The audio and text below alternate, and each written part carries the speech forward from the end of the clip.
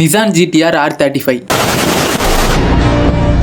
2007ல Tokyo motor ஷோல இந்த car launch ஆகுது. இந்த காரோட லான்ச்சை பார்த்துட்டு இந்த வேர்ல்டே ஷாக் ஆனது. பிகாஸ் இந்த காரோட பவர் சூப்பர் காருக்கு ஈக்குவலா இருந்தது. ஆனா பிரைஸ்ல அதுக்கு பாதிக்கு பாதி தான் இருந்தது. 3.8 litre twin turbo V6 engine கன்ஸ்ட்ரக்ஷன்ல வந்த இந்த கார் 480 ஹார்ஸ் பவரை ப்ரொடியூஸ் பண்ணிச்சு. இதுக்கு அடுத்ததா வந்த நிசமோ வேரியேஷன் கார்ஸ் எல்லாம் 600+ ஹார்ஸ் பவரை ப்ரொடியூஸ் பண்ணிச்சு. அது மட்டும் இல்லாம 0 to 100 km/h ஜஸ்ட் 2.7ல இருந்து 3 செகண்ட்குள்ள கிராஸ் பண்ணி மிரட்டியும் விட்டுச்சு. இந்த காரோட டாப் ஸ்பீட் 315 km/h. ஆட்டஸா ETS ஆல் வீல் டிரைவ்ல வந்த இந்த car one of the fantastic beast. ட்ரிஃப்டிங்லயும் சரி ரேசிங்லயும் சரி தலைமை இறங்கினானா அங்க கலவரம் தான். அப்படியே R35 வேரியேஷன் பத்தி சொல்லணும்னா 2013ல வந்த மாடல் 545 ஹார்ஸ் பவர் ப்ரொடியூஸ் பண்ணிச்சு.